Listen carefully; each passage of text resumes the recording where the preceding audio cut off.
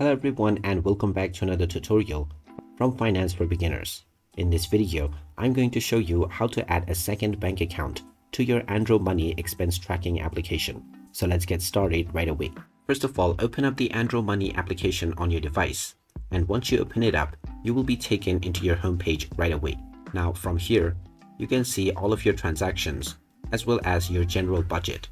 Now in order to go into your accounts, click on the menu icon at the top left corner and then tap on Account. Here you will find your bank account, your credit card, as well as your cash account. Now if you have already used the bank that is given to you within the application by default, then click on the three dots at the top right corner to go into the More options. Then tap on New, and then within the Type option, click on the drop-down menu and choose Bank. Then you can enter the name of your account and then enter the amount that you currently have within it.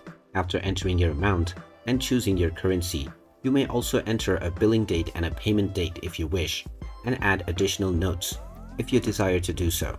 Make sure Included in Totals is also selected and then click on the OK option.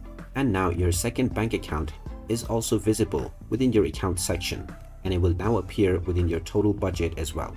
And there you have it. That is how easy it is to add a second bank account onto the AndroMoney application.